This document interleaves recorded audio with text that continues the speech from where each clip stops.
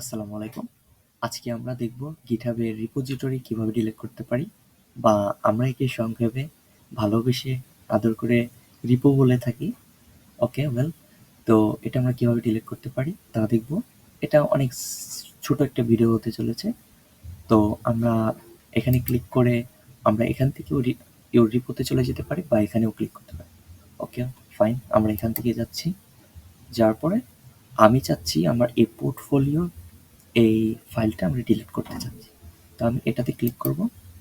দেন আমি এটাতে চলে যাওয়ার পরে চলে যাব আমি সেটিংয়ে চলে যাওয়ার পরে আমি একদম নিচে চলে আসব। নিচে চলে আসার পরে আমরা এই যে দেখতে পাচ্ছি ডিলিট দিস রিপোজিটরি। ওকে, তো আমরা এখানে ক্লিক করার পর আমাদের এরকম একটা অপশন আসবে। তো আমরা এখানে আমার এইতটুকু উপরের এই যতটুকু জিনিস কপি করে জাস্ট এখানে লিখে দিতে হবে।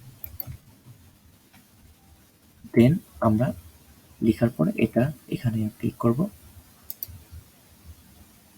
ওকে, এই তো ডান। আমার এই রিপো ডিলিট হয়ে গেছে।